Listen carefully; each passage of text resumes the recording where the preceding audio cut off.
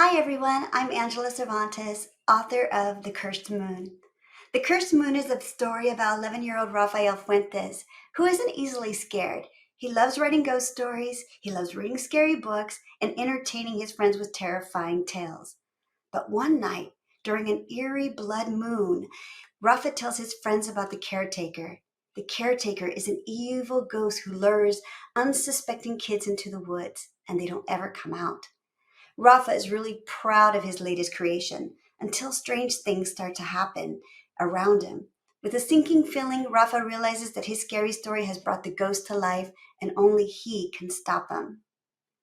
So now I would like to read from a chapter. In fact, I'm going to read the first chapter of The Cursed Moon, and it is called The Storm Outside. I'm going to need my glasses for this. Chapter 1, The Storm Outside. After the talk about his future was done, Rafael Fuentes rushed out the school's main door as fast as he could. His sixth grade teacher, Miss Cortez, followed behind. He walked straight to the trash can and threw away the letter she'd given him. "Throwing it away won't change anything, Rafa," she said from the doorway. Her voice was kind, despite everything she just told him about his failing grades, attitude, and required summer school. "I've already spoken to your grandma. She knows." Rafa felt like he'd been punched in the gut. His grandma knew? How many times had he promised that he'd do better in school? He lost count. He gazed around the deserted schoolyard. Everyone, including his best friend Jaden, had already scattered off to start summer break. For Rafa, there'd be no break. Summer meant more school and his mom being released from prison. He took a deep breath through his nose, the way the school counselor had taught him, and he let it out through his mouth. "I know your mom is coming home," Miss Cortez continued. "Things must feel out of your control, but you hold the pen to your own story." "Not when Nikki is around," Rafa shot back. He never called Nikki mom. Even if she was, she hadn't acted like a mom to him or his little sister in a long time. She'd been Nikki, short for her first name, Nicole, since the day she was arrested. Miss Cortez gave him a patient smile. "I'll see you in summer school, Rafa. I look forward to reading more of your scary stories soon." She went inside. The school door closed behind her. Rafa never expected the school year to end this way. The only class he passed was language arts, and that's because Miss Cortez let him submit a notebook full of scary stories for extra credit. Horror stories were easy for him. His whole life with Nikki was a horror story. He could write them in his sleep. Nikki was being released early because she was a so-called model inmate. Grandma explained that this meant that Nikki was well-liked and had improved herself in jail. She had started online community college classes. She even tutored other inmates. More important, his grandma said, Nikki was eager to prove she could be a good mom. Rafa wasn't impressed. His mom was tutoring inmates while he was failing school. Way to go, Nikki. Rafa hadn't seen Nikki since she was put into a police car and arrested. He refused every invitation to visit her in the women's prison 3 hours away. His little sister Briana didn't go either. She always stayed with him. But after every visit, his abuela brought him a letter from Nikki. Rafa refused to even touch them, as if touching one would prick his fingers and make him bleed. Regardless, his abuela saved every letter, hoping someday he'd feel ready. He doubted he'd ever be ready. Nikki might be a model prisoner, but she'd never be a model mom. The sky rumbled. Rafa glanced up at a flock of blackbirds crossing the gray sky. He unzipped his hoodie, saddled his bike, and sped toward his sister's elementary school. The after-school lecture from Miss Cortez had made him late. She knew he was responsible for picking up Briana, but Miss Cortez wouldn't be deterred. In a quick second, she called the elementary school, asked them to watch Briana Fuentes for an extra 20 minutes. At least his sister would know it was out of his control. As he turned the corner, he spotted the school office assistant, Miss Kaplan, and Briana sitting on the school steps. Briana's head of dark, wavy hair was buried deep into a book. She had on her usual black combat boots. No matter the season or temperature, she wore them every day, and although her classmates teased her for wearing them, it didn't stop her. She once told Rafa that wearing them made her feel brave. Rafa understood wanting to feel like that. He pulled up to the front of the school with a loud screech from braking. "Sorry I'm late, Bree." "Just in time." She smiled and closed her book. "Thanks, Miss Kaplan." The woman waved back at her. In one graceful movement, Brianna bounced up, stashed the book in her book bag, and slung it onto her back. She was tiny for her age, with a mischievous smile that got her into trouble without even saying a word. Although, when she did say a word, it was usually a big one that she learned herself. I almost finished my book, Rafa. It's so enthralling. She settled on the back of his bike. When he felt her hand secured on his shoulders, he kicked off. It's about a girl who's possessed by a ghost snake, she said over his shoulder. It's not as scary as the stories you tell, though. Yours are much better. Wait! Stop! Brianna yelled. Rafa stomped the brakes, causing them to lurch forward. You forget something? The school billboard. She pointed at it and giggled. Clever, right? The billboard's message read, Remember, paws, not claws. Have a safe summer, mighty jaguars. Really? That sign is weak, Bree. No, it isn't. It's ingenious. It reminds me of you.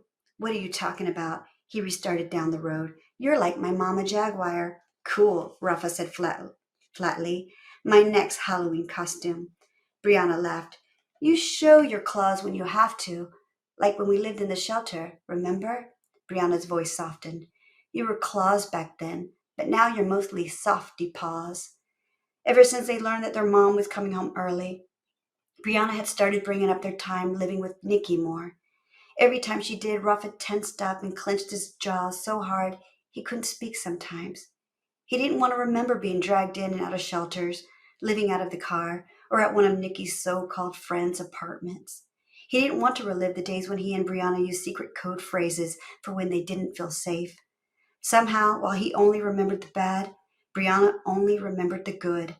Rafa wondered how she was able to do that, take a horrible memory and pull out just the sweet parts. You look mean, but you wouldn't hurt a fly, she continued.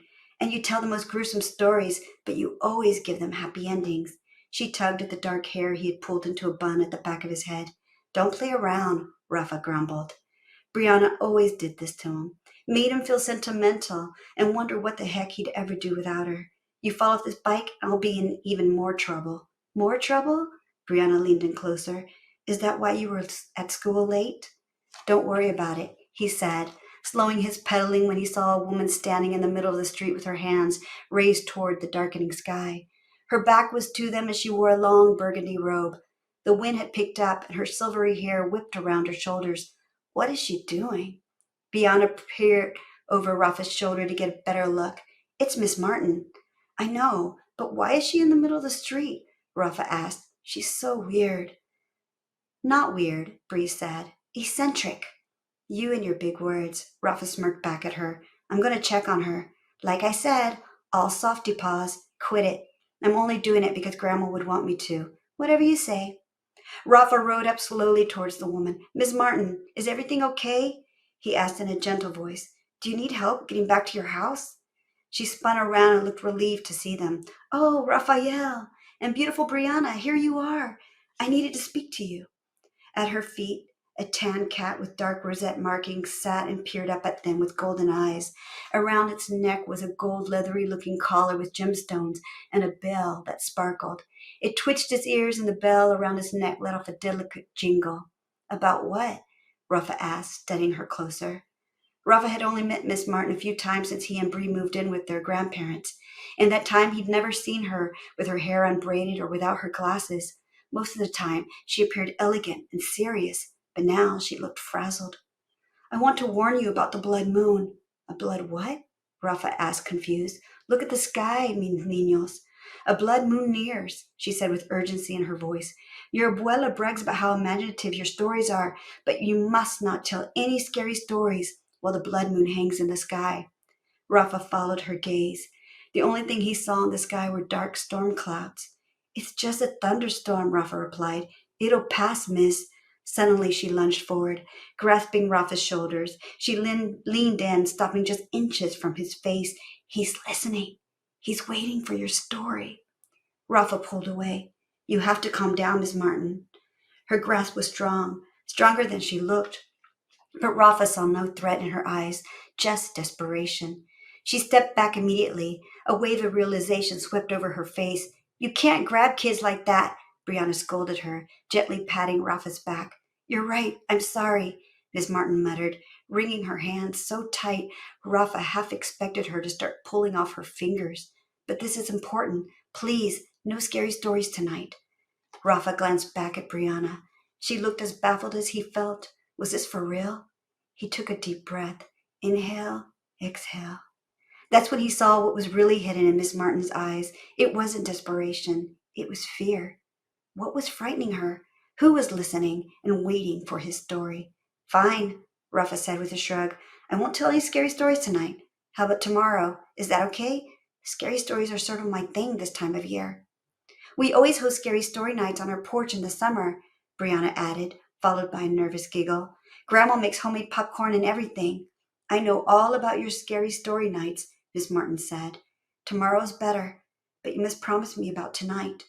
Rafa hesitated, and Brianna nudged him gently. I promise, he answered. Brianna also nodded in agreement. Miss Martin smiled faintly and turned away. Very good. No scary stories. Safer this way, she mumbled, lumbering towards her long gravel driveway. What is she saying? Bree asked. Something about being safer this way. We should make sure she gets inside.